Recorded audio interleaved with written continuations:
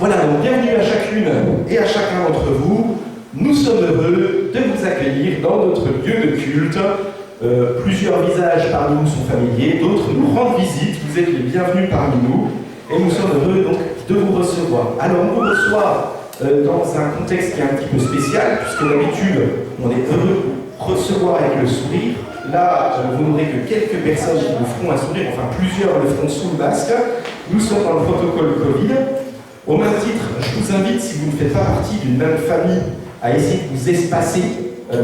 Alors on nous demande d'espacer d'1 mètre, mais j'ai l'impression que vous êtes déjà bien serrés, vous avez fait l'effort de vous serrer, mais si vous réussissez à vous espacer un petit peu, voilà. Alors, nous avons la joie ce matin d'être dans un culte un petit peu spécial, puisque nous allons accompagner donc Pierre-Luc et Leroy dans les eaux du baptême. Donc nous allons les observer, on ne va pas les accompagner dans l'eau, mais on va les accompagner spirituellement. J'aimerais prendre un texte de l'Écriture pour introduire ce moment qui se trouve dans le livre des Actes, au chapitre 8, à partir du verset 26. Un texte de baptême qui nous dit « Un ange du Seigneur s'adressa à Philippe. Lève-toi, va du côté du midi sur le chemin qui descend de Jérusalem à Gaza, celui qui est désert. Il se leva et partit. Et voici un Éthiopien, un eunuque, ministre de Candace, reine d'Éthiopie, et surintendant de tous ses trésors, venu à Jérusalem pour adorer. Il s'en retournait, assis sur son char, et lisait le prophète Ésaïe. L'Esprit dit à Philippe, avance et approche-toi du char. Philippe accourut et entendit l'Éthiopien qui lisait le prophète Ésaïe. Il lui dit, est-ce que tu comprends ce que tu lis? Comment le pourrais-je si quelqu'un ne me guide? Et il invita Philippe à monter et à s'asseoir avec lui. Alors ce que nous sommes en train de faire ce matin, c'est un petit peu comme Philippe pour nous qui sommes déjà baptisés. Nous montons avec Pierre-Luc, avec Leroy dans leur char, le char de la vie, pour pouvoir les instruire dans l'écriture, et puis un jour, ce sera à leur tour, eux aussi, d'enseigner à d'autres personnes. Et puis, lorsque cet eunuque éthiopien comprend ce que dit le texte, donc que l'engagement pour Jésus-Christ se traduit par le baptême, il est écrit, comme ils continuaient leur chemin, ils rencontrèrent de l'eau. Et l'eunuque dit, voici de l'eau, qu'est-ce qui empêche que je ne sois baptisé? Et Philippe va lui donner cette condition, si tu crois de tout ton cœur, cela est possible. L'eunuque répondit, je crois que Jésus-Christ est le Fils de Dieu. Il fit arrêter le char, Philippe et l'eunuque descendirent tous deux dans l'eau, et Philippe baptisa l'eunuque. Quand ils furent sortis de l'eau, l'Esprit du Seigneur enleva Philippe, et l'eunuque ne le vit plus, tandis que joyeux, il poursuivait la route. Et donc ce baptême dont nous allons être témoins ce matin est l'affirmation que Leroy et que Pierre-Luc appartiennent à Jésus-Christ. Alors on n'est pas venu ce matin simplement pour être passifs et les regarder comme s'ils étaient des bêtes de foire, mais nous sommes venus aussi pour rendre gloire à Dieu. Vous savez, le texte termine en disant « Tandis que joyeux, il poursuivait sa route ». Et donc tous ensemble, dans la joie du Seigneur, je vous invite donc à vous lever pour pouvoir proclamer ensemble que notre Seigneur est celui qui nous a les guidés et qui nous guide chaque instant de chaque jour, avec donc ce premier chant qui nous dit « Béni soit ton nom ». Juste avant, je vous invite à présenter ce moment entre les mains du Seigneur. Seigneur, ce matin, nous allons baptiser Leroy et Pierre-Luc.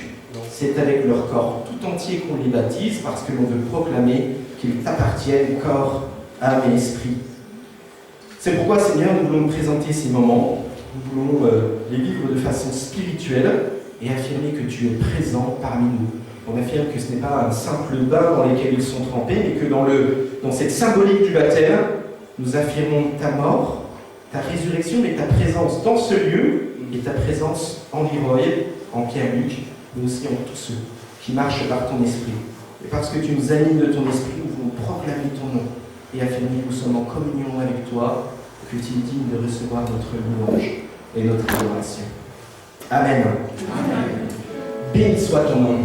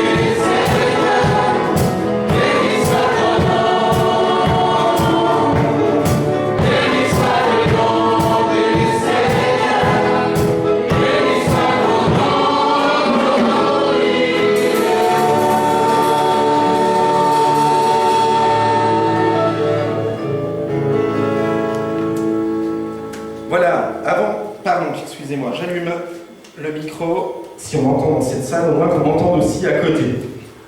Voilà, ce baptême que nous allons effectuer ce matin est un baptême que nous allons effectuer en trempant, en immergeant totalement la personne, parce que par ce symbole, nous voulons affirmer que c'est le corps, l'âme et l'esprit qui appartiennent à Dieu. D'ailleurs, historiquement, dans l'Église, on retrouve les vestiges des premières églises avec des baptêmes adultes. Et même, j'ai été surpris en visitant la cathédrale que même à la cathédrale, quand vous rentrez dans une petite nef sur la gauche, vous avez même un baptistère adulte dans la cathédrale d'Amiens qui date de, je pense, entre le 3e et le 5e siècle. Donc nous voulons vraiment nous inscrire dans cette tradition dans laquelle Jésus s'est inscrit, mais aussi les premiers chrétiens. Ce baptême, il symbolise la mort à soi-même. Il symbolise notre ensevelissement, et de la même façon que le Christ est descendu dans le tombeau, il symbolise donc que nous mourrons à nous-mêmes, mais non pas pour rester là. Lorsque le Christ est entré dans le tombeau, 3 jours plus tard, la pierre a été roulée, et le Christ est sorti en nouveauté de vie, avec un corps régénéré, et de la même façon, par ce symbole du baptême, nous voulons affirmer que lorsque nous relevons la personne hors de l'eau, nous affirmons que Pierre-Luc, Leroy et l'ensemble des baptisés marchent maintenant en nouveauté de vie. C'est aussi pour obéir au commandement du Seigneur que nous baptisons. Voici ce que Jésus a dit avant de remonter au ciel. « Tout pouvoir m'a été donné dans le ciel et sur la terre.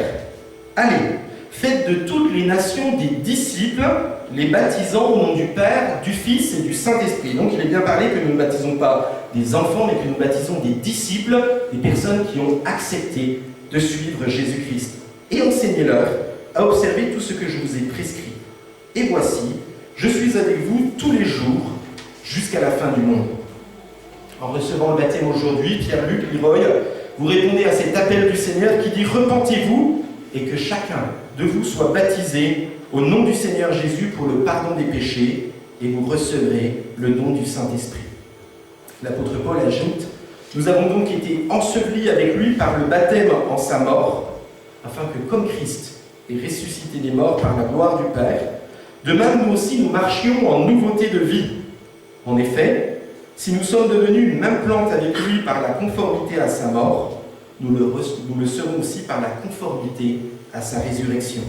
Sachant que notre vieil homme a été crucifié avec lui, afin que le corps du péché fût détruit, pour que nous ne soyons plus esclaves du péché, car celui qui est mort est libre du péché. Or, si nous sommes morts avec Christ, nous croyons que nous vivrons avec lui, sachant que Christ, ressuscité des morts, ne meurt plus, la mort n'a plus de pouvoir sur lui, car il est mort, et c'est pour le péché qu'il est mort une fois pour toutes. Il est revenu à la vie, et c'est pour Dieu qu'il vit. Ainsi vous-même, regardez-vous comme mort au péché, comme vivant pour Dieu en Jésus-Christ. Alors qu'est-ce que ça veut dire? Ça ne veut pas dire que Pierre-Luc et Leroy ne feront plus de péché. Je le souhaite pour eux, mais toutes les personnes qui ont été baptisées continuent, hélas, à avoir de temps en temps quelque chose qui rejaillit, quelque chose qui revient, les rappeler à leur nature première. Mais ce baptême vient leur attester que l'Esprit de Dieu est avec eux et que lorsqu'ils s'égareront, il y a cette voix intérieure de l'Esprit qui va les rappeler en disant « Tu ne t'appartiens plus, mais tu appartiens à Jésus-Christ » et donc ils entreront de nouveau dans la repentance et par cette repentance, ils affirmeront qu'ils sont cette création nouvelle. J'aimerais donc reprendre le prochain chant. Alors c'est un chant, vous savez, j'aime bien quand nous avons des baptêmes, demander aux futurs baptisés quel chant ils veulent avant de donner leur témoignage. Et donc nous allons avoir le baptême de Leroy juste après ce prochain chant. Et ce chant nous dit « Je sais qui je suis ». Et c'est un début de la confession de foi qu'il va nous donner par son baptême. Il sait qui il est par Jésus-Christ. Et donc que nous puissions aussi nous accorder avec lui en proclamant que nous savons qui nous sommes par Jésus-Christ. Thank you.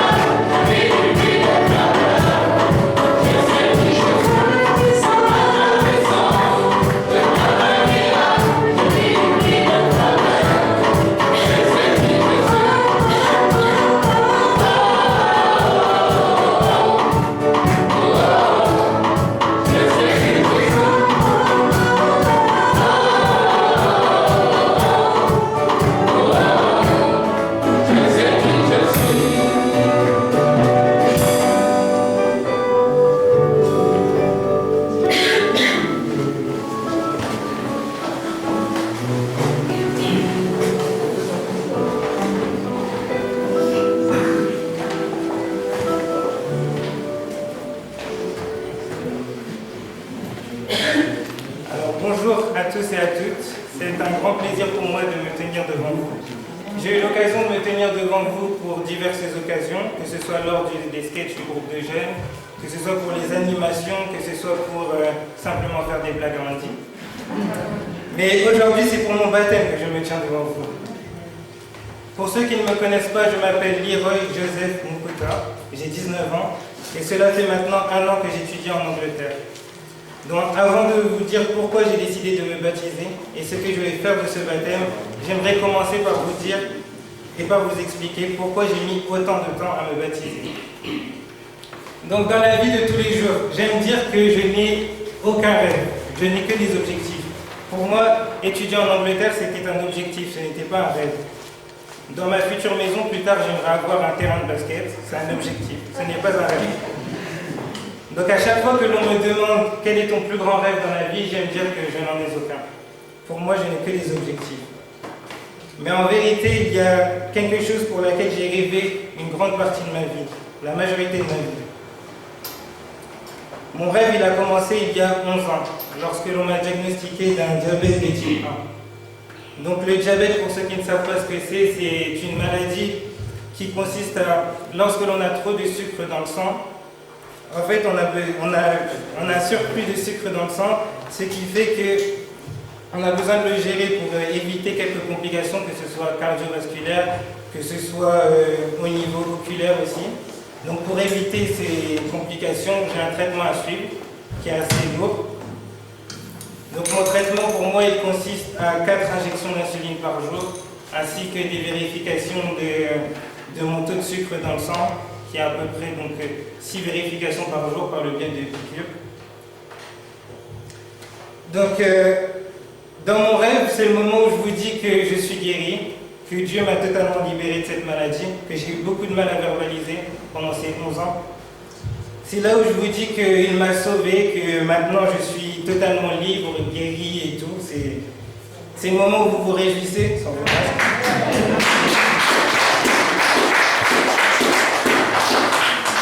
N'applaudissez pas, c'est pas arrivé. C'est pas arrivé. C'est pas arrivé parce que j'ai enfin compris que j'étais en train de négocier avec Dieu en fait. Je me disais, tant qu'il ne m'a pas guéri, je ne vais pas me baptiser. Parce qu'il n'a pas fait sa part du travail en fait. Ça fait 11 ans que je souffre de cette maladie qui m'impacte psychologiquement, qui m'impacte dans tous les sens du terme. Il est même très dur pour moi de dire que je suis diabétique. En fait, je ne l'ai jamais dit en fait. J'ai toujours dit que j'ai été diagnostiqué de diabète. Je ne suis pas diabétique. Donc pour moi, c'était le moment où je me disais, enfin, je négociais avec Dieu. Si tu fais ta part du boulot, moi-même, je vais faire ma part du boulot et je vais commencer à me baptiser. Je vais finalement me donner à toi parce que tu m'as finalement libéré de cette maladie. Mais ce n'est pas arrivé. Et j'ai dû renoncer à ce rêve il y a 1 an quand j'ai décidé de me baptiser. Donc, j'ai commencé à comprendre qu'en fait le baptême c'était une simple question d'obéissance, que la guérison et que le baptême c'était vraiment quelque chose de distinct. Je me suis dit que c'était comme quand mon père me demandait de faire la vaisselle, la même chose. Je vais être préparé, je vais m'habiller, je vais être parfumé, tout ça pour partir, et je vais aller lui dire, papa, est-ce que je peux sortir? Il va me dire, est-ce que la vaisselle a été faite? Il ne va jamais me dire oui ou non.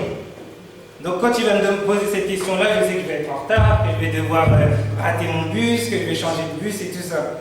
Mais je sais aussi une chose sûre, c'est que si je ne la fais pas, je ne sors pas du tout. C'est sûr.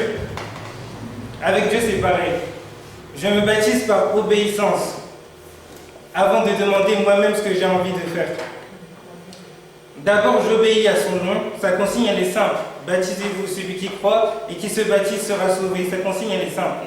Mais moi, j'essayais de truquer un peu cette consigne et ça n'a pas marché pour moi. C'est pour ça que j'ai compris qu'il fallait que je renonce à cette consigne-là. Que je renonce. Cela ne veut pas dire que j'ai renoncé au fait de guérir, loin de là. C'est juste que j'ai passé de rêve à objectif, le fait de guérir. Car maintenant, je ne combattrai plus seul cette maladie. Et pendant que je suis toujours malade, je sais que je peux encore toujours impacter par le biais de mon témoignage. Donc après avoir compris cela, je me suis dit que ça y est, j'étais prêt pour me baptiser. J'ai commencé à prendre les cours de baptême, je suis parti en Angleterre, je les ai suivis en ligne avec le pasteur. Je me suis dit que ça y est, Dieu m'avait tout appris en fait. Mon baptême, il a été décalé. J'étais censé me baptiser en décembre, je me suis baptisé finalement maintenant. Et donc comme je vous l'ai dit, au début, j'habite en Angleterre. Ça veut dire que j'habite dans une résidence avec 5 autres colocataires. Et Dieu a décidé par le biais de ces colocataires de m'apprendre une nouvelle leçon. Donc les 5 autres colocataires, on avait tous notre propre chambre, mais on avait la cuisine en commun. Donc la cuisine pour nous c'était un lieu où il y avait plusieurs débats. Pourquoi la France est le meilleur pays du monde? Pourquoi on en a gagné la Coupe du Monde, on va la gagner encore? C'était un endroit de débat pour nous. Un soir, alors que j'étais dans la cuisine, un de mes colocataires est entré. Il m'a salué, il a pris une boisson et est ressorti immédiatement. Donc ce colocataire, c'était une personne plutôt réservée avec nous, mais qui était plutôt fêtard à l'extérieur, qui avait beaucoup d'amis.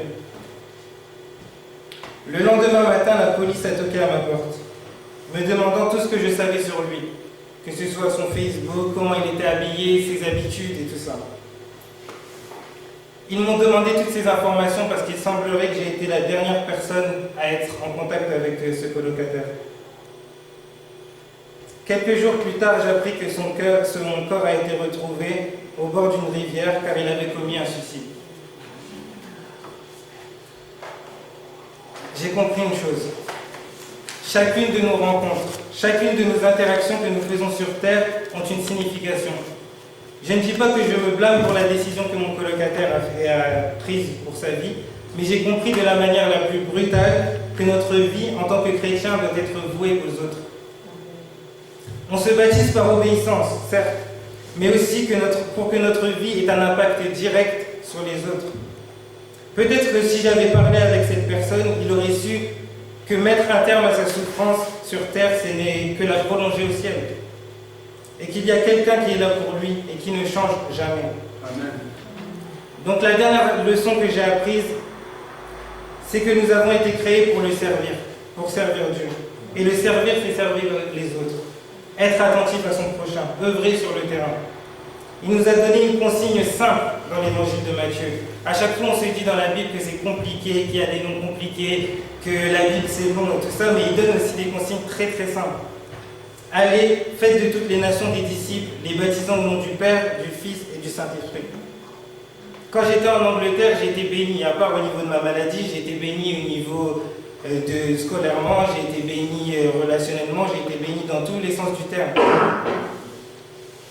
Mais j'ai compris que les bénédictions que l'on reçoit ne sont que des instruments pour lui. Son plan pour nous, c'est de nous bénir afin que d'autres soient bénis à travers nous. Nous ne sommes pas bénis pour nous glorifier nous-mêmes, mais bien pour que son nom soit élevé.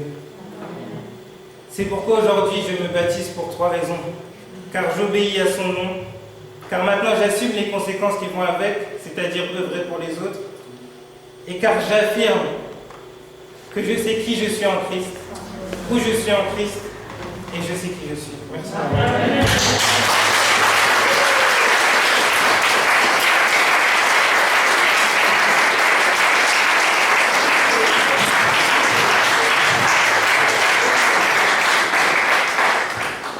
Voilà, alors pardon, hop, je m'en vais à ceci, vous m'entendez un petit peu mieux.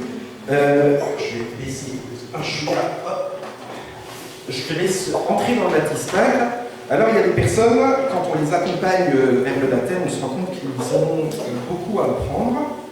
Et c'est normal, c'est le propre du fait d'accompagner les gens en direction du baptême.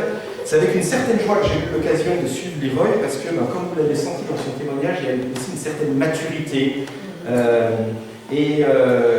À la fois une maturité, une foi qui est là, parce que quand il dit par exemple qu'il croit en la guérison du diabète, alors Leroy il n'est pas fou, il fait des études de médecine, mais en même temps il a foi en Dieu qui est capable de pouvoir régler des choses qui peuvent être déréglées dans notre corps. Donc voilà, en tout cas Leroy, c'était aussi une grande joie de pouvoir t'accompagner en direction de ce baptême.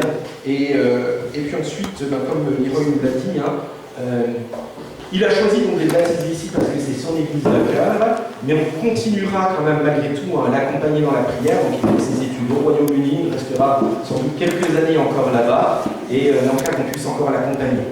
Je laisse rentrer dans le baptistère.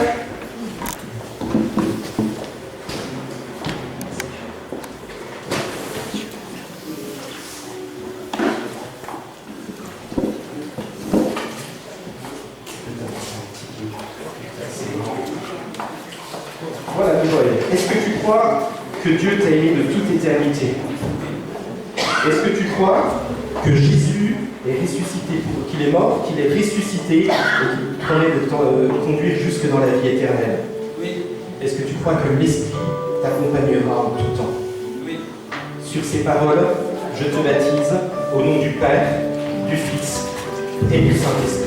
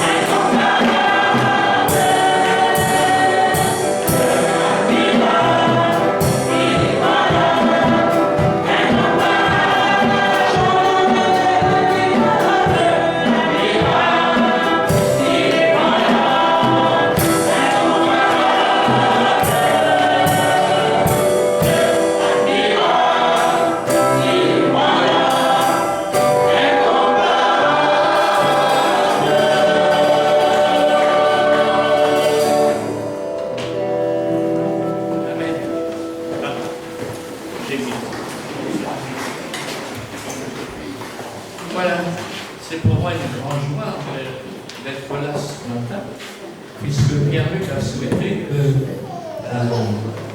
que nous fassions baptême.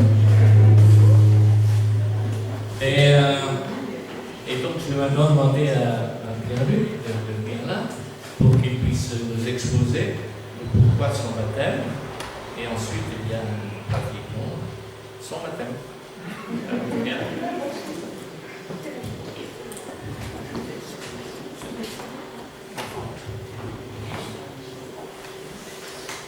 Bonjour à tous. Bonjour. Alors pourquoi? C'est vrai que c'est une bonne question. Et qu'il y a une dizaine d'heures, je me demandais encore pourquoi. Effectivement. Parce que dans la vie, même en tant que chrétien, on a beaucoup de doutes. Depuis le tout début et sans doute jusqu'à la fin, on aura toujours des doutes sur qui on est, pourquoi on est là. Il y a une chose sur laquelle moi je n'ai jamais eu de doute, c'est qui m'aime sur terre. Amen. Il y a 16 ans, je suis né le 20 février dans la ville de Sainte-Catherine. Je suis arrivé dans une famille protestante d'un père et d'une mère qui m'aiment, même si des fois on dirait pas trop, mais bon. Et donc j'ai grandi tout petit dans cette famille, à 5, avec mes deux sœurs, respectivement 8 ans et 5 ans de plus que moi. Donc même si j'avais des sœurs, quand j'étais tout petit, je me suis toujours senti un peu seul. Et j'ai toujours grandi avec cette solitude, même si on vit parmi des gens, parmi notre famille, nos parents, nos frères, nos sœurs, on se sent toujours un peu seul parce que des fois on n'arrive pas à trouver sa place. Quand j'étais petit, il y avait mon grand-père qui me racontait des histoires le soir quand on était en vacances chez lui et qui finissait toujours par une prière. Cette prière qui est restée pendant très longtemps dans ma tête. C'est bête, mais ces petites histoires qu'on nous apprend, qu'on retient, l'histoire de Moïse, de Noé, d'Abraham. Et quand on est petit, pour nous, ce ne sont que des histoires, on sait qu'il y a Dieu, mais rien de plus. Et quand on grandit, qu'on arrive au collège, là ça change. Parce qu'au collège, on perd tous ses repères. Et moi, c'était comme ça que j'étais perdu. Et j'ai eu la chance d'être l'enfant populaire, d'être celui que personne n'aime et dont personne ne voulait. Et du coup, évidemment, le harcèlement scolaire a pas mal tardé. Et du coup, c'est vrai que c'est dur quand on est seul. Mais le Seigneur ne m'a jamais laissé seul trop longtemps. Parce qu'il m'a envoyé quelqu'un, il m'a envoyé un petit russe avec qui j'avais beaucoup sympathisé. Et c'est allé devenir mon meilleur ami. Et je ne le savais pas encore. Mais c'était le début d'un très très long temps. Ensuite, j'ai grandi. J'ai passé une année, puis 2. Et là, c'était vraiment dur. Parce que quand on est petit, on nous raconte ces histoires, mais on sait rien. Et avec le harcèlement scolaire, j'étais seul, je suis devenu violent. Je m'énervais derrière des jeux vidéo. Parfois, j'étais tellement en colère contre mes sœurs que j'aurais fait un gros bleu sur le bras. Et je me sentais mal. Et j'avais hurlé au Seigneur de rage parce que j'étais mal, j'étais seul. Et je lui avais demandé de venir m'aider. Et puis, il y a eu un camp scout. Parce que depuis tout petit, je fais des scouts, j'adore ça. De me balader en forêt, de courir, de me dépenser. Et pendant ce camp scout, j'ai failli mourir. Et c'est là le premier miracle de ma vie. On était en train de marcher, on descendait un glacier. Et je suis tombé, au bord d'une falaise, 30 mètres de fond. Mon sac à dos, qui faisait environ 10 kilos, commence à basculer vers l'avant. C'était sûr, j'allais le passer. Et d'un coup, sans que je comprenne pourquoi ni comment, il s'arrête. Il retombe en arrière, et je me retrouve basculer en arrière. Et quand je regarde, quand je lève la tête, je le vois. Et je sens en mon cœur que tout avait disparu. Et c'est là où je savais une chose. Je n'ai plus peur de rien. J'étais avec Dieu. Et ce jour-là, j'ai choisi de donner ma vie à Dieu. Parce qu'il m'avait sauvé. Je n'avais plus rien. Il m'avait tout pris. Mais pourtant, il m'avait tout donné en même temps. Et j'ai décidé de tout ce qu'il m'avait donné de me confier. Ensuite, ça a passé, l'été a passé, on a continué à grandir. Puis on a passé une année, la 3e, le brevet, j'ai eu 666, j'ai pas compris pourquoi. Mais c'est vrai que Dieu a un sacré sens de l'humour. Et ça, on va en parler, tiens. Parce qu'il est vrai que beaucoup de gens me connaissent et savent que je suis un trop bavard. J'aime pas trop les conventions sociales, je parle beaucoup. J'ai un peu tout et n'importe quoi. Et Dieu a vraiment un gros sens de l'humour, c'est que je suis la personne la plus timide. J'ai toujours peur des autres. Quand je vais au cinéma, j'ai peur du regard de la caissière. Quand je vais acheter une bouteille d'eau au magasin, j'ai peur du magasin. Ça peut paraître bizarre, mais c'est comme ça. Et c'est là où je me sentais encore seul, malgré que Dieu. Et j'ai demandé à Dieu, aide-moi, donne-moi ce qui me manque. Et au cours d'une année, cette année-là, précise, j'ai eu beaucoup de mal, parce que des personnes, pour la première fois de ma vie, m'ont fait énormément mal, sur des endroits que je n'aurais jamais imaginé. Et ça m'a pris beaucoup de temps. Et à ce moment-là, j'aurais préféré ne plus être là. Et ma seule envie était d'être auprès de Dieu et de rien d'autre. J'en avais plus rien à faire de ma famille sur terre. Et je la reniais parce qu'il n'y avait plus ça qui était pour moi. Il n'y avait plus que Dieu. Ensuite, ça a continué à passer. J'étais mal, je finissais à l'hôpital. Je n'arrivais plus en cours. Pourtant, mon niveau scolaire était bon, mais je me sentais pas bien, j'étais pas à l'aise. Et il y a eu le début du confinement, j'avais pris la décision de prendre ma baptême parce que je voulais me redresser. Et le Seigneur, petit à petit, a frappé dans ma vie et m'a montré que ce que je pensais, ma solitude, en fait, il m'a montré qu'il était là pour moi et qu'il n'y avait rien d'autre qui allait compter. Que plus jamais j'aurais peur, plus jamais je me sentirais peur, parce qu'il était là pour moi. Que la seule peur aujourd'hui que j'avais, c'était monter dans tous. Parce que j'ai très peur des gens. Mais il est là pour moi et je n'ai pas peur de ça. Le Seigneur est là pour nous, il nous aide et il ne nous demandera jamais de donner plus que ce qu'on est capable de donner. Moi, j'ai fait le choix de lui donner ma vie. Alors je pense que c'est normal qu'il me le demande. Et c'est pour ça aujourd'hui que je me baptise. Parce que c'est un remerciement. Parce que je le remercie pour tout ce qu'il m'a donné, pour tout ce qu'il continuera à me donner. Ma famille, mes amis, mes frères, mes sœurs, tout ce qu'il me donne, son amour injustifié, c'est même le propre de l'amour. L'amour n'a pas de règle, il est toujours injustifié, nous ne comprenons pas pourquoi nous aimons, ni pourquoi nous sommes aimés. Mais pourtant c'est le cas, nous sommes aimés. Et quand nous demandons à des personnes pourquoi elles nous aiment, elles ne sont jamais capables de nous le dire. Elles disent juste qu'elles nous aiment. C'est ça qui est beau dans la vie. Mon témoignage sert juste à dire merci à Dieu, à dire merci à mon Père de m'aimer et de me garder. Et merci à toutes ces autres personnes qui nous aiment, qui nous gardent, qui nous encouragent. Parce que c'est dur de le faire. C'est vrai que c'est dur d'aimer. Mais pourtant, c'est une telle force. Nous avons tous cette capacité. Et je vous encouragerai tous à aimer toutes les personnes qui vous entourent. Même s'il y en a qui nous font du mal, qu'on peut se faire très très mal. Il faut savoir que l'amour, on oublie tout. Et quand on est vraiment amoureux, il n'y a rien. On peut nous faire mal, nous blesser, on s'en fiche au bout d'un moment. Parce que c'est 10 €, ça va, j'ai juste demandé ma chambre, on va pas en faire toute une histoire. Oui, je l'ai vraiment fait, avec une personne ici présente. Et donc, tous ces petits actes, moi j'ai juste envie de dire merci. Et c'est pour ça que je vais entrer dans cette piscine, qui a une température qui me fait un peu peur. Parce que j'ai envie de merci mon père. Et j'encourage toutes les personnes qui n'ont pas encore fait, qui pensent le faire, et qui se disent ouais, mais je suis pas encore prêt. Moi, à la base, je voulais me baptiser à 18 ans, quand j'allais partir pour faire mes études. Parce que je voulais faire les choses dans les règles. Mais le Seigneur, il vient souvent dans ma vie et fait ça se passera pas comme ça.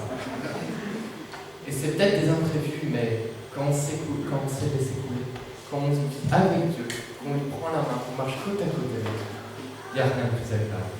Et c'est sur ça que je vais finir. Soyez avec Dieu. Marchez avec lui, pour lui et pour vous aussi. Parce que personne d'autre le fera pour vous. Amen.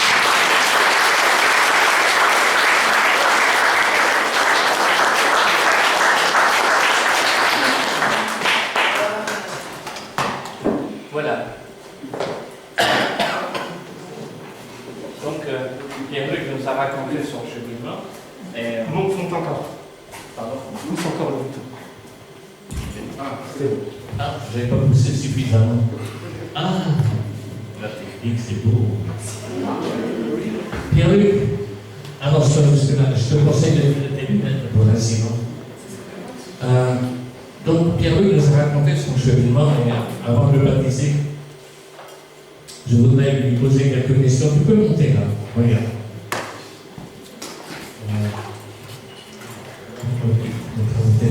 Donc, laisse-le.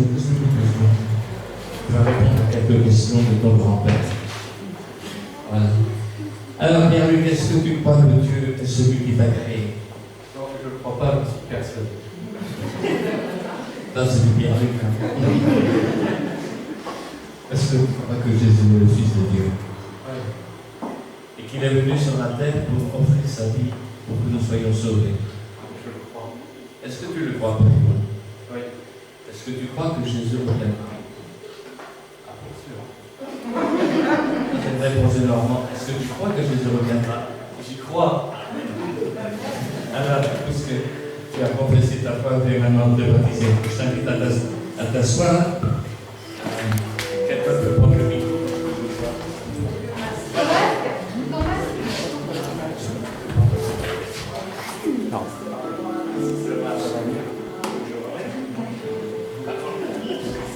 Bien, et bien, bienvenue. On a entendu ta confession. Alors, je te baptise au nom du Père, du Fils et du Saint-Esprit.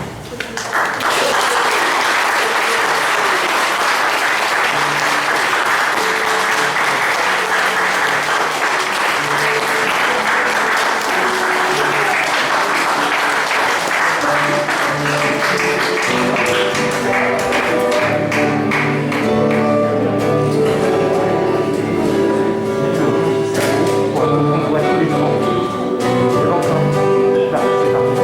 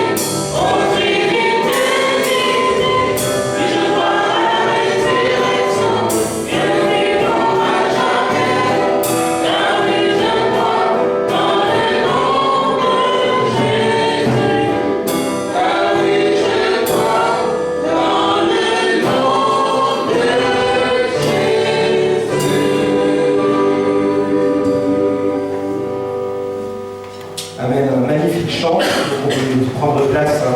Un magnifique chant qui se dit en latin le credo, ou oui, je crois, pour affirmer que nous croyons et que cette foi est inscrite depuis le début de l'Église jusqu'à aujourd'hui et qu'elle est confessée à travers tous les peuples. Je vais vous inviter, Leroy et Pierre-Luc, à nous avancer devant. Ce baptême que vous avez fait, ce n'est pas un baptême que vous avez fait personnellement, mais vous le faites aussi d'un point de vue collectif. Vous le faites au nom d'une Église. Et maintenant, je vais m'adresser donc à toute l'Église, vous qui êtes membre de cette Église ou membre d'une autre Église. Je vais vous demander, parce que je veux aussi que nous puissions l'affirmer, chacun collectivement, mais aussi individuellement, acceptez-vous que ces nouveaux baptisés sont des frères dans la foi. Amen. Amen. Donc nous les recevons dans l'Église d'un seul cœur. Leroy et Pierre-Luc, en prenant les eaux du baptême, vous acceptez donc de vous inscrire dans la soumission aux frères et sœurs, mais aussi dans le service pour les frères et sœurs. Est-ce que vous l'acceptez ? Oui, voilà. Eh bien, c'est sur ces paroles donc, que je nous invite à ce que nous puissions nous lever. Nous allons professer une confession de foi. En fait, j'aime quand nous avons ce moment, que ce ne soit pas un moment où nous faisons un baptême au nom de l'Église baptiste, mais nous le faisons au nom de l'Église de Jésus-Christ.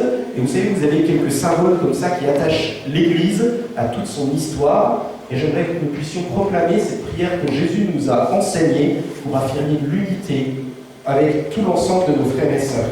Cette prière, c'est le Notre Père, et je vous invite à la prier. Notre Père, qui es aux cieux, que ton nom soit sanctifié, que ton règne vienne, que ta volonté soit faite sur la terre comme au ciel. Donne-nous aujourd'hui notre pain de ce jour. Pardonne-nous nos offenses, comme nous pardonnons aussi à ceux qui nous ont offensés. Et ne nous laisse pas entrer en tentation, mais délivre-nous du mal. Car c'est à toi qu'appartiennent le règne, la puissance et la gloire pour les siècles des siècles. Amen. Voilà, pendant que vous êtes devant, j'ai aussi invité quelques membres du conseil et même quelques membres extérieurs. Alors j'ai bien sûr invité François Luc. Donc François est le grand-père de Pierre-Luc, mais il est aussi pasteur émérite, donc il a exercé en tant que pasteur, en tant qu'aumônier aussi à l'armée. Et donc, c'est une pseudo-retraite quand on a été pasteur, parce qu'en général, on est toujours sollicité ou à un moment ou à un autre. Je vais demander à la marraine de Leroy, donc, qui s'appelle d'un joli prénom, Aimé. Je vais lui demander aussi de bien vouloir s'avancer, on va prier. Je vais demander donc à Monique. Je ne vais pas faire avancer tous les membres du conseil, je suis désolé, mais c'est pour des questions de protocole Covid, donc on va essayer les personnes que je vais appeler, donc je vais leur demander quand même de rester assez espacés. Christophe, qui est encore pendant à peu près un mois dans le conseil, donc on va profiter jusqu'au bout de sa présence. Allez, à titre exceptionnel, je vais aussi demander donc à Simplice et à Gisèle peut-être de bien vouloir s'avancer pour pouvoir prier. Donc Simplice et Gisèle sont le papa et la maman de Leroy. On va essayer de garder un peu une distance quand même entre mari et femme. Je pense que vous pouvez rester assez proches. Et puis j'ai demandé du coup aussi à Loïc et puis à Agnès si vous voulez bien vous approcher pour prier. Et puis, eh bien voilà, je vous invite, j'invite chacun, suivant ce que le Seigneur lui met à cœur. Peut-être que vous voulez aussi partager un verset, c'est ça. Hop. Et puis peut-être vous pouvez faire tourner le micro quand vous voyez quelqu'un prier.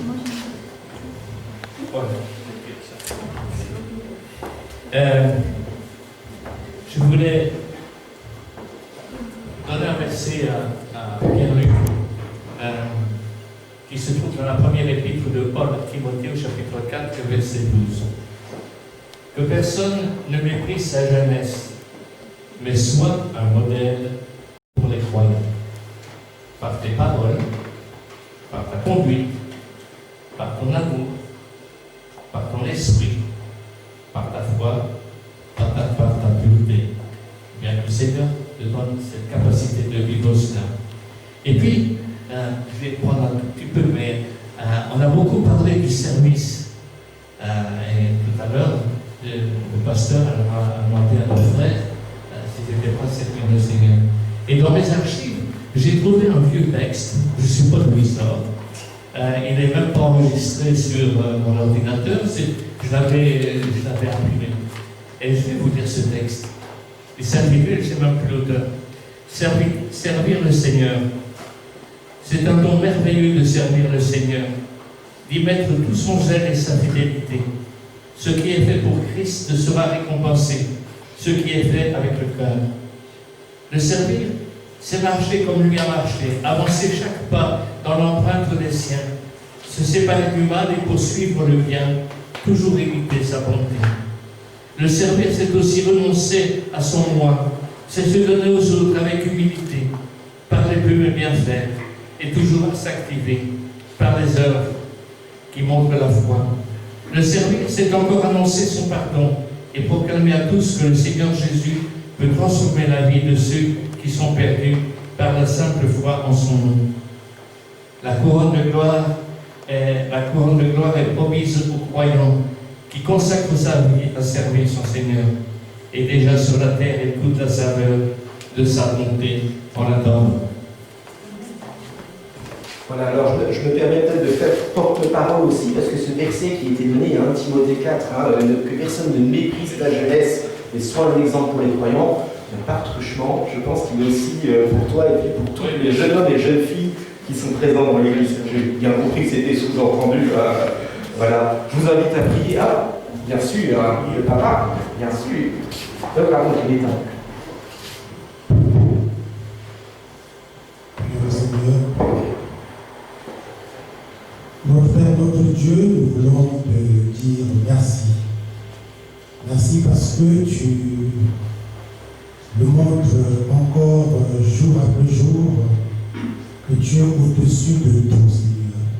C'est toi qui contrôles l'espace et le temps. Et le temps est venu, Seigneur notre Dieu, pour que Loïc et Leroy puissent justement rentrer et contempler tes voies, tes chemins et tes parchemins. Tu l'as dit dans ta parole, si quelqu'un est en Christ, il est une nouvelle créature. Les choses anciennes sont passées. Voici toutes choses sont devenues nouvelles, Seigneur. Merci parce que tu nous donnes des enfants et que tu ordonnes également. Tu tiens nos enfants et que tu entretiens également nos enfants. Merci de ce que, en dépit des voies escarpées, en dépit des soubresauts de la vie, tu nous conduis, Seigneur, tu les conduis par ta main, Seigneur notre Dieu. Et nous ne pouvons que te rendre gloire, Seigneur, te magnifier, t'exalter parce que, Seigneur notre Dieu, notre joie est immense, Seigneur. Tu as ouvert les écluses du ciel et que les anges qui sont au ciel partagent cette joie avec nous parce que c'est un événement qui t'appartient, Seigneur. Gloire et honneur te soient rendus aujourd'hui et éternellement. Amen.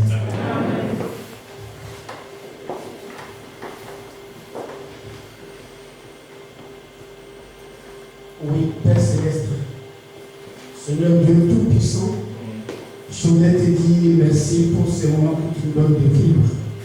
Seigneur, ta parole nous dit que quand une personne ou deux, Seigneur, se donne à toi sur la terre, il y a de la joie au ciel. Seigneur, merci pour ces deux enfants qui se donnent à toi. Comme l'a dit Simplice tout à l'heure, Seigneur, toutes choses deviennent nouvelles pour ces enfants. Seigneur, mais aussi, il y a le diable qui n'abandonne pas. C'est-à-dire qu'il y a des épreuves qui les attendent. Mais nous savons que tu es un Dieu éternel qui pourvoit à tout. Seigneur, nous savons que tu les tiendras par les mains. Comme tu le dis dans Ésaïe 40. Ne crains rien, car je suis avec toi. Merci, Seigneur, parce que tu les couvres, que tu les protèges et que tu les bénisses. Et à travers eux, Seigneur, les familles, que toute la gloire et tout l'honneur tienne au nom de Jésus-Christ. Amen.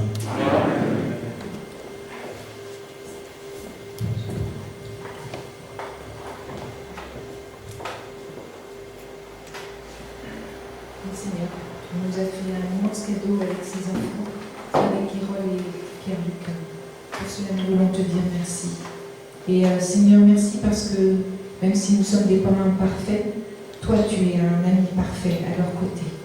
Et Seigneur, c'est en t'en parlant que nous nous réjouissons de cette décision qu'ils ont prise tous les deux, qu'ils ont choisi de montrer publiquement ce matin, de te confier leur vie, de dire que tu es leur Dieu, leur ami pour toujours. Oh oui Seigneur, merci pour cette joie immense que nous voulons partager tous ensemble ce matin. Et Seigneur, je sais que ce n'est que le début du chemin, mais que tu restes avec eux dans tout ce qui les attend. Et c'est vrai que des épreuves, il y en aura. Et que jamais ils ne baissent les bras parce que toi tu seras avec eux quoi qu'il arrive. Tu placeras sur leur chemin les bons amis, les bonnes personnes, Seigneur. Et même si parfois la solitude pourra se faire sentir, toi tu seras encore là. Merci parce que tu es vraiment un Dieu magnifique, Seigneur. Nous t'aimons. Amen. En effet, Seigneur, nous voulons te rendre gloire parce que c'est toi qui œuvres au milieu de nous. C'est toi qui œuvres au milieu de nos enfants, de nos petits-enfants. Seigneur, merci pour ces deux jeunes qui sont là devant nous et qui désirent vraiment marcher pour toi. Je te prie, Seigneur, qu'une vraie onction d'esprit descende sur eux, Pierre et sur Pierre-Luc, pour qu'en effet, ils puissent marcher comme toi tu le fais. Seigneur, tu as promis cette puissance de ton esprit dans leur vie et nous la réclamons maintenant. Seigneur, que vraiment tu les bénisses. Merci, Seigneur, pour la grâce que tu leur fais. Nous te disons merci. C'est le moment que tu nous donnes de vivre sous ta garde. Que Seigneur, nous aussi, nous puissions saisir l'appel et qui gagne de toi et marche par toi pour la gloire de ton nom en Jésus-Christ. Amen. Amen. Voilà, on va terminer ce temps de prière, mais on ne le termine pas comme ça. Donc, peut-être pendant que les membres du conseil et parents rejoignent leur place. Monique. Alors, Monique, c'est la personne qui accompagne les gens dans le parcours au baptême. Donc c'est un travail très précieux. Alors elle ne l'a pas fait pour Leroy parce que Leroy était à Londres, ça faisait un petit peu loin pour aller jusqu'à Londres pour l'accompagner, mais par contre elle l'a fait quand même pour Pierre-Luc, il le fait pour la plupart des personnes qui sont baptisées dans l'église, et donc on veut aussi faire un petit cadeau de la part du conseil. Je te laisse le micro. Merci, pasteur. Ça marche. Ça marche. Donc, vraiment, je suis toujours émue devant cette douce, devant les baptêmes que nos enfants font, franchement, que toute la gloire revienne à notre Dieu. Amen. Mais j'ai un verset 2 qui me vient en tête, c'est Josué 1, verset 8. Franchement, que la parole, la Bible, ne vous quitte jamais. Dans les bons moments, dans les mauvais moments, il faut méditer la parole de Dieu. Il y a qu'un seul qui peut vous ouvrir toutes les portes. Dans les bons moments, comme je l'ai dit, soyez bénis abondamment. Et toute l'Église va continuer à vous suivre. Merci aussi à l'homme de Dieu, le pasteur efficace, que Dieu nous a donné. C'est vraiment, Dieu nous fait grâce. Et que Dieu bénisse aussi les frères et sœurs qui sont présents aujourd'hui. Donc, ce sont des livres. Cette fois-ci, ce ne sont pas des Bibles, ce sont des livres. Je pense que le titre, c'est Dieu est là. Dieu est là. Donc, il va répondre, il est là pour répondre à toutes vos questions. Pas mal de versets, c'est comme une Bible en fait. Soyez bénis. Amen. Voilà, merci.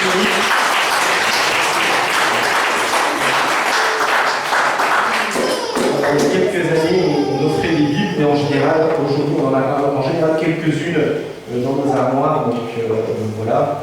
Je vous invite à retrouver votre place juste avant la prédication.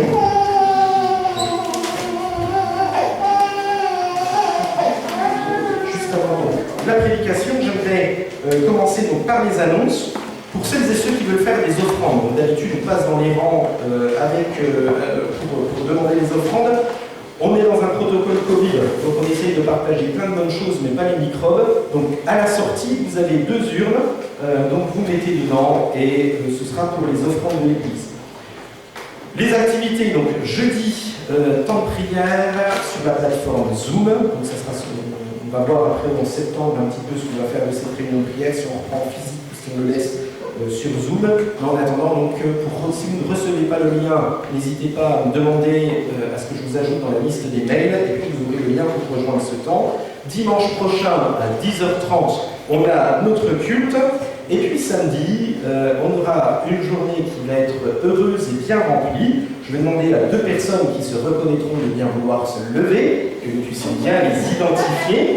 Voilà, ce sera un jour heureux, un jour dont ils se souviendront de longues années, puisque samedi, nous avons le mariage de Cabrel et Daniela. Vous êtes tous invités. Alors, le premier rendez-vous, c'est à 11h à la mairie de Corbie.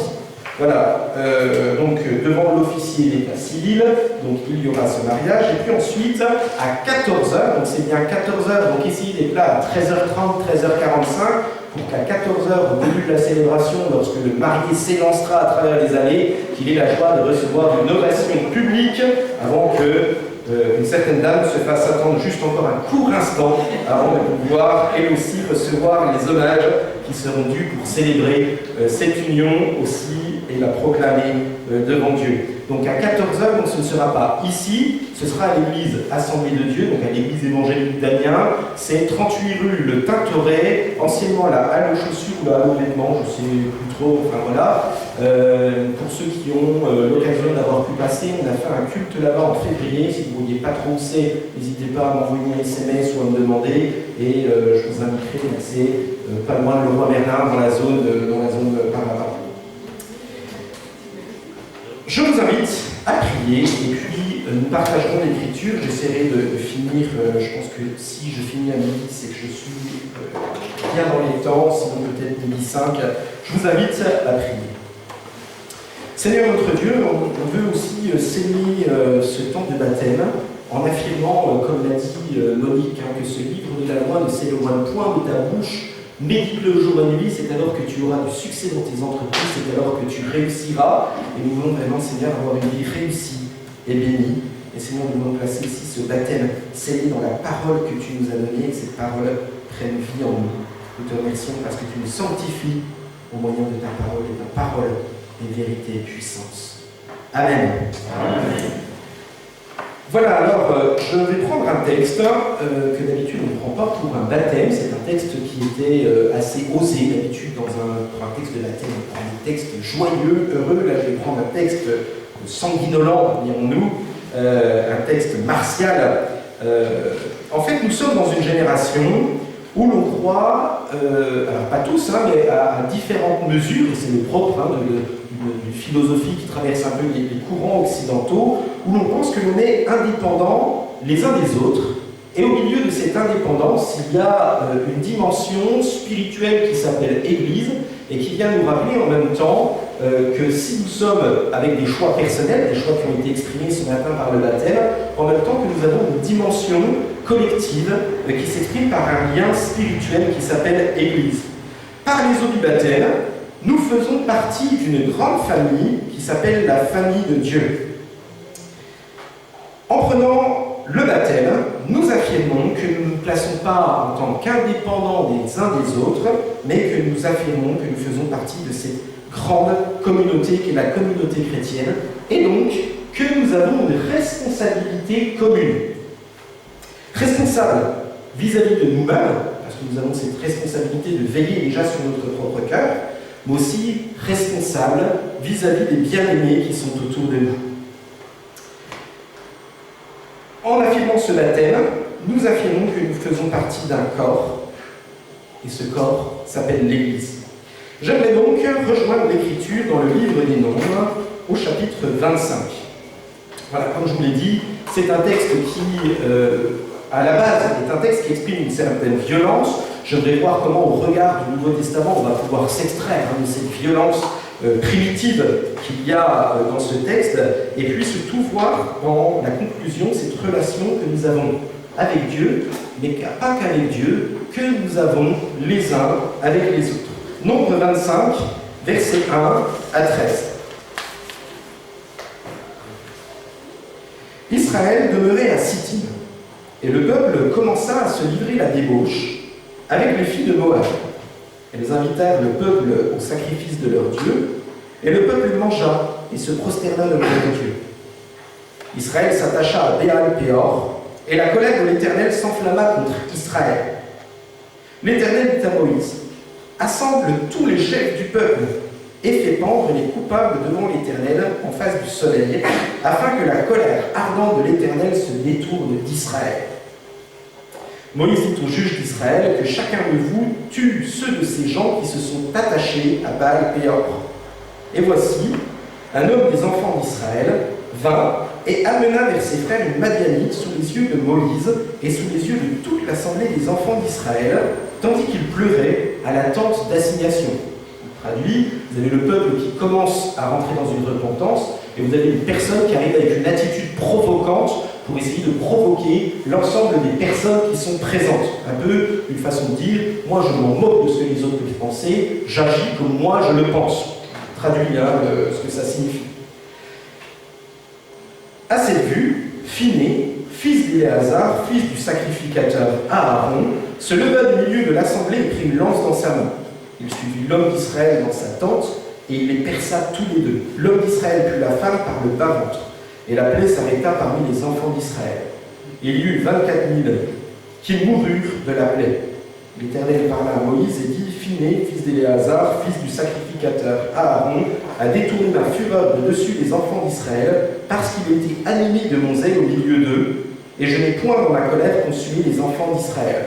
C'est pourquoi tu diras que je traite avec lui une alliance de paix. Ce sera pour lui et pour sa postérité, après lui, l'alliance d'un sacerdoce perpétuel, parce qu'il a été zélé pour son Dieu et qu'il a fait l'expiation pour les enfants d'Israël. Alors, si vous me dites que ce texte est empreint d'une violence épatante, je vous rejoins tout à fait. Il y a quelques mois, en février dernier, j'ai eu l'occasion devant un public d'étudiants de faire une conférence sur la Bible et la violence. Et oui, l'Ancien Testament est traversé de textes d'une violence qui fait froid dans le dos, et je ne veux pas me cacher derrière ces phénomènes de violence. Si vous voulez en savoir un petit peu plus sur la Bible et la violence, normalement vous allez pouvoir retrouver ça sur le site du Foyer évangélique universitaire à Amiens. Donc je ne vais pas forcément m'étendre sur toute cette violence, mais par contre j'aimerais du coup avoir un regard néo-testamentaire, voir un petit peu comment nous, qui sommes dans le Nouveau Testament et qui avons reçu ce commandement d'amour de Jésus-Christ, nous pouvons recevoir cette parole. Alors le premier point que j'aimerais citer, c'est celui de quitter l'individualisme pour une dimension communautaire. Alors quand je dis ça, ça ne veut pas dire que nous ne sommes pas des individus avec des choix et des particularités, et puis nous ne sommes pas amenés non plus à diffuser devant l'Église tous les choix et toutes les actions que nous pouvons faire. Toutefois, nous avons quand même dans cette dimension spirituelle une responsabilité les uns vis-à-vis des autres. Et donc là, vous comprenez un petit peu plus pourquoi je lis ce texte avec la question du baptême. Je pense que de la même façon que le peuple de Dieu était un peuple qui était redevable les uns envers les autres, quand nous rentrons dans les eaux du baptême, nous affirmons que nous faisons nous aussi partie d'un peuple qui est le peuple de Dieu, et donc que notre conduite nous apporte une certaine responsabilité devant les uns et les autres. Ce texte que nous venons de lire nous révèle donc une première réalité qui se trouve derrière le baptême. C'est l'appartenance à un peuple qui n'est pas n'importe quel peuple, mais le peuple de Dieu qui se veut être un peuple saint, à l'image de Dieu, un peuple témoin de ce qui habite et de ce qui anime les motivations de Dieu.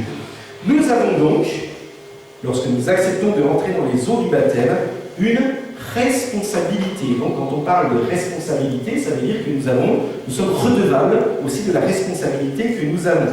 Une responsabilité éthique et spirituelle. Spirituelle et éthique sont des choses qui s'entremêlent jusqu'à un certain point. C'est-à-dire que nous ne pouvons pas faire ce que nous voulons, et que toutes les actions que nous faisons ont des conséquences, d'abord sur nous-mêmes, mais aussi sur le reste de la communauté chrétienne. Autrement dit, nous ne pouvons pas faire ce que nous voulons sur le plan spirituel. Lorsque nous devenons chrétiens, lorsque nous nous engageons dans les eaux du baptême, donc je parle à Leroy, je parle à Pierre-Luc, et je parle à chacune et chacun d'entre nous qui avons accepté d'appartenir à Jésus-Christ, nous ne pouvons pas donc mener des actions indépendantes sans que cela ait des conséquences positives, fort heureusement, mais certaines fois aussi négatives sur le reste de la communauté. Donc des discours dans lequel nous avons certaines fois à faire. Par exemple, moi je m'en moque, je vais faire ce que je veux. De toute façon, les autres n'ont pas à me dire ce que j'ai à faire. Alors, ce discours, jusqu'à un certain point, a une certaine pertinence. Par exemple, si j'ai envie d'acheter une 308 ou bien une Volvo ou bien je ne sais trop quelle voiture, je veux dire, fort heureusement, je n'ai pas à dire au reste de l'Église les choix qui sont des choix qui relèvent effectivement de quelque chose de personnel.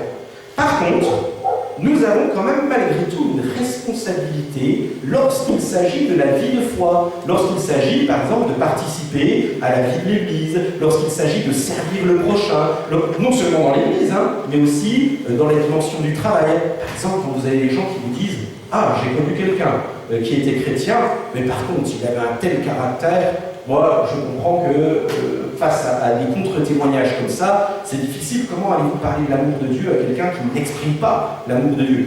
On est tous faillibles, fort heureusement, mais quand même, si nous sommes repentants, si nous tenons à l'écoute de l'Esprit, nous aurons un témoignage en faveur de l'ensemble de la communauté. Et donc, attention aux témoignages et aux contre-témoignages. Cela, comme je le disais, a des conséquences pour nous-mêmes, ce qui est déjà beaucoup, mais cela a des conséquences sur les autres.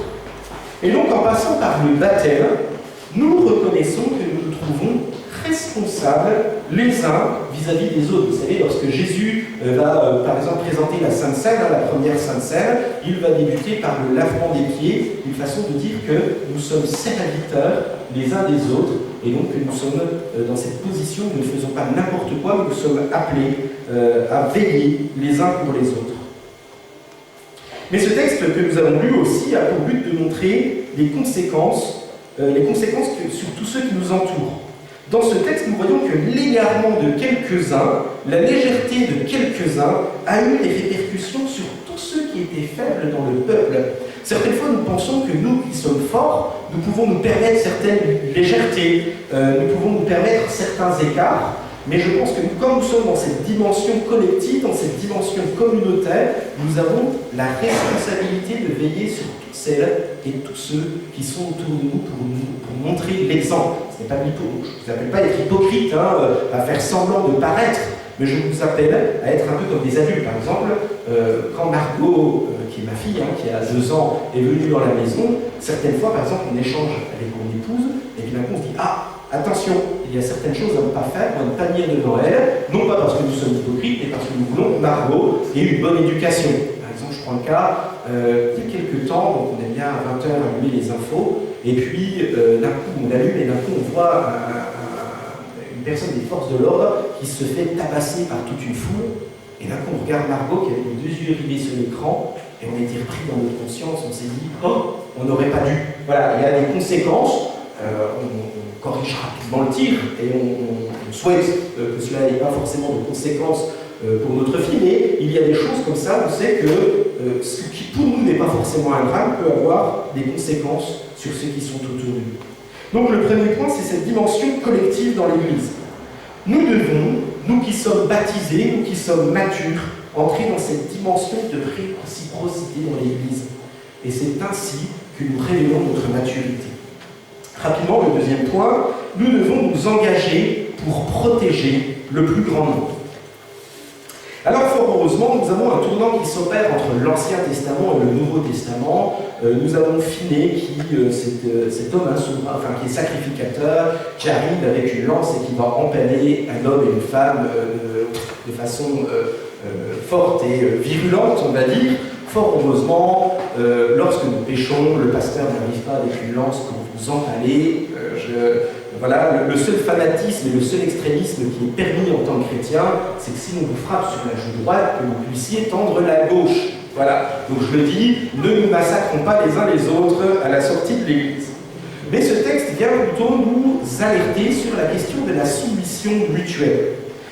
La dimension d'amour à laquelle nous appelle le Christ, qui va être pour le coup un peu comme un javelot qui vient traverser nos sentiments, qui vient transpercer nos cœurs et qui vient nous amener à nous ressaisir lorsque nous péchons, lorsque nous égarons, vient nous appeler à cette responsabilité d'accepter la parole des frères et des sœurs qui sont autour de nous Et cela, même certaines fois, vous savez, on est plus ou moins sanctifié. Vous avez des personnes des fois qui sont pleines de bonne volonté, puis qui arrivent des fois avec leurs gros sabots. Donc, détachons un peu notre ego. Vous savez, des fois, vous avez des gens qui sont un peu virulents dans les paroles, mais ce n'est pas un manque d'amour, c'est des fois plus un manque de finesse. Et puis, lorsque quelqu'un vient avec l'amour, même s'il est mal formulé, accepter des paroles qui viennent nous redresser pour pouvoir nous amener à changer. Dans ce texte, ce n'est pas n'importe qui est envoyé pour corriger les autres. Il est marqué que ce sont des gens responsables et engagés dans des responsabilités qui sont envoyés pour corriger les autres. Voilà, donc, alors, comment c'est écrit ? Assemble le peuple, toc, toc, toc. En fait, c'est marqué quelque part, je n'ai plus exactement le verset, que ce sont des gens responsables et engagés qui viennent reprendre ceux qui sont dans une situation de faiblesse. Voilà, je pense que lorsque nous sommes des adorateurs, lorsque nous aimons Dieu, lorsque nous sommes des exemples, eh bien nous sommes appelés à aller vers ceux qui sont dans des situations des fois qui peuvent être compliquées, complexes, à venir les aider, les soutenir. Certaines fois, ça fait mal, vous savez, des fois on n'aime pas lorsque des gens viennent nous voir et qui viennent nous dire, tu sais, tu as une situation où je pense que c'est pas forcément la plus adéquate, mais acceptons de la même façon que Finney ose protéger le peuple, acceptons lorsque des frères et sœurs viennent nous aider et nous soutenir. Je pense que lorsque nous sommes baptisés, vous savez, là j'aurais demandé, est-ce que vous acceptez de vous soumettre à la parole des frères et sœurs? Et donc, même quand on a un grand frère ou une grande sœur, eh bien nous sommes appelés à nous soumettre les uns aux autres. Je vis l'expérience là, donc je me rapproche de la quarantaine, et donc il y a des gamins, je me souviens encore, vous savez, quand on annonçait à l'église leur naissance, je les ai vus en couche-culotte commencer à faire leur premier pas dans l'église, et aujourd'hui ils ont une vingtaine d'années, et je trouve ça vraiment très intéressant qu'on d'un coup devienne des exemples, et que moi, qui jusqu'à présent pensais être un petit peu plus mature qu'eux, eh bien lorsque je les vois et puis d'un coup ils deviennent des exemples à leur tour par leur zèle, eh bien acceptons de nous soumettre les uns les autres. Par le baptême, nous avons accepté d'entrer dans ce peuple de Dieu. Et donc nous sommes aussi appelés donc, à reprendre par amour les uns les autres.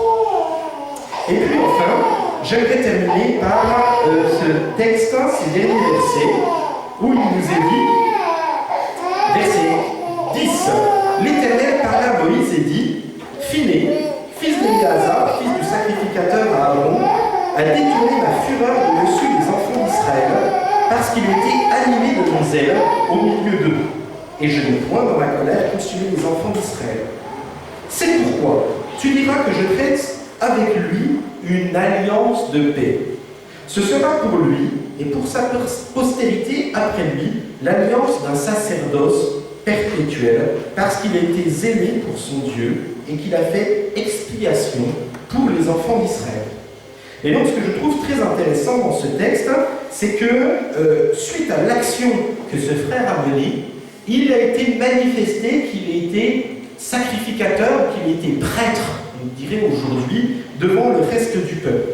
Alors, contrairement à l'Église catholique, vous savez, dans l'Église catholique, il y a une certaine élite qui est nommée en tant que prêtre, mais l'une des réformes qu'a amené le protestantisme à la lecture du texte biblique, donc le texte biblique va dans ce sens, le protestantisme va dans ce sens, et il nous dit que toutes celles et tous ceux qui ont accepté de servir Jésus-Christ sont des prêtres.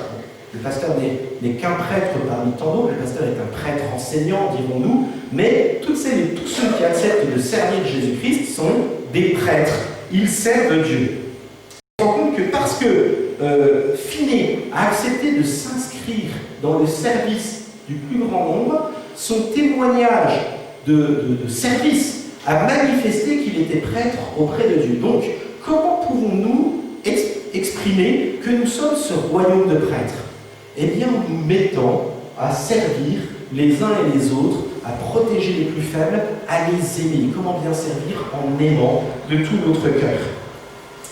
Cette promesse d'être sacrificateur de génération en génération, ou bien pour toujours, voilà, d'un sacerdoce perpétuel, d'un sacerdoce qui ne s'arrête pas, nous avons fini où il nous est dit que lui et ses descendants le seront. Mais dans l'Hébreu, au chapitre 5, il y a cette parole qui est dit, tu es prêtre pour toujours selon l'ordre de Melchisédek. Et cette parole est adressée à Jésus. C'est-à-dire que le souverain témoin, le souverain prêtre, celui qui est le prêtre par-dessus tous les autres, celui qui montre le meilleur des exemples, c'est Jésus-Christ. Mais du coup, qu'est-ce que l'on fait de cet exemple? Cet exemple, eh bien, nous sommes invités à le vivre à notre tour dans l'Apocalypse chapitre 5, verset 10, et puis encore, j'ai trouvé, je crois, 9 versets qui dit que nous sommes des sacrificateurs devant Dieu. Donc tu as fait d'eux, en parlant des chrétiens, un royaume, donc un peuple, et des sacrificateurs pour notre Dieu. Et donc nous sommes appelés à notre tour à nous inscrire dans le témoignage de Finnée, à celui de protéger, d'aimer, de secourir, de nous mettre au service les uns et les autres dans l'humilité, dans l'amour.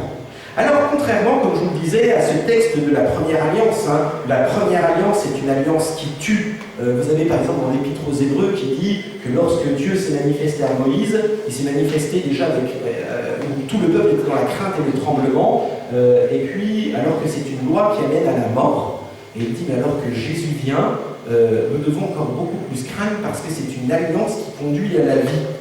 Et donc, dans ce... Pardon, excusez-moi, je retrouve sur mes notes, voilà. Dans ce texte, nous ne sommes pas appelés donc à juger pour détruire. Dans l'ancienne alliance, nous avons Finnée qui vient et puis qui détruit. Mais nous, au contraire, nous sommes appelés à juger dans le bon sens du terme, pas à dire « Ah, t'as vu celui-là, il est fin nul, moi je fais beaucoup de bruit », mais au contraire, à juger en aimant pour pouvoir récupérer ceux qui peuvent s'égarer, ceux qui peuvent avoir un instant d'égarement, pour pouvoir les élever pour qu'à leur tour, ils puissent être de moins des témoins à l'exemple de ce que Christ veut. Et ainsi pouvoir grandir dans la sanctification. Alors, pour conclure, rapidement, on a affaire effectivement à un texte qui est d'une certaine violence à prime abord, mais je crois que ce texte, lorsqu'il s'inscrit dans la loi du Nouveau Testament, nous amène au contraire à aimer celles et ceux qui sont dans une situation de faiblesse, aimer non pas pour les laisser faire, mais pour les amener à grandir et à mûrir. Nous sommes donc invités à assumer la responsabilité qui nous incombe en tant que prêtres, en tant qu'exemple, en tant que grands frères, nous qui sommes baptisés. Et donc, Leroy, Pierre-Luc, vous serez aujourd'hui amenés à écouter les grands frères et les grandes sœurs lorsque vous écarterez de la foi, mais nous tous qui sommes présents, certaines fois nous avons des moments de chute, des moments un peu plus compliqués. Eh bien, écoutons-nous les uns les autres pour pouvoir nous élever et nous ressaisir. Et puis en contrepartie, eh bien, nous sommes appelés à notre tour, lorsque nous sommes forts, lorsque tout va bien, à encourager les plus jeunes parmi nous, les plus faibles parmi nous, parce que ce ne sont pas que les plus jeunes qui sont faibles, mais à nous encourager et à nous soutenir les uns les autres afin de faire un seul corps, afin de présenter le visage d'un seul peuple. Voilà, donc j'aimerais donc terminer en vous encourageant à être des modèles les uns envers les autres pour exprimer ce peuple de Dieu saint, véritable, témoin du véritable évangile. J'aimerais vous inviter donc à prier.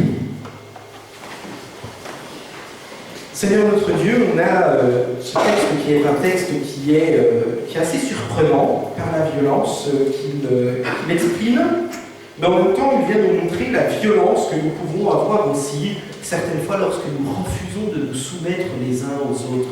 Voilà, certaines fois nous prenons ce texte biblique pour juger la Bible et dire que ce texte est un texte violent, et pourtant il nous montre que certaines fois, lorsque nous voulons nous détacher du corps dans lequel nous sommes inscrits, et bien que nous agissons nous-mêmes avec une certaine violence vis-à-vis des frères et sœurs qui sont autour de nous, violence que nous exprimons lorsque nous avons ce manque d'amour. Nous te demandons, Seigneur, de pouvoir être corrigés par l'amour que tu manifestes d'abord vis-à-vis de nous-mêmes, mais aussi que tu manifestes par la parole que tu donnes par les frères et sœurs qui sont autour de nous. Donne-nous d'assez aimer pour pouvoir entendre la parole que tu manifestes par la bouche des frères et sœurs qui sont autour de nous, et de nous aussi de pouvoir aimer, pour pouvoir reprendre avec douceur, avec amour, pour que nous puissions manifester l'unité de ce peuple baptisé, de ce peuple régénéré, qui est là pour témoigner de ta sainteté. En ton nom, Seigneur, nous te bénissons. Amen. Voilà, en réponse à cette parole, je vous invite donc à prendre le dernier chant, et ce dernier chant est celui qui nous dit « Nous sommes unis dans la famille, car Dieu nous lie à toujours par une chaîne d'amour. C'est un chant que je vous invite à lever et à vous prendre en réponse, que nous sentions unis les uns les autres dans cette chaîne d'amour et que nous puissions vraiment regarder toutes celles et tous ceux qui sont autour de nous en les aimant en vérité.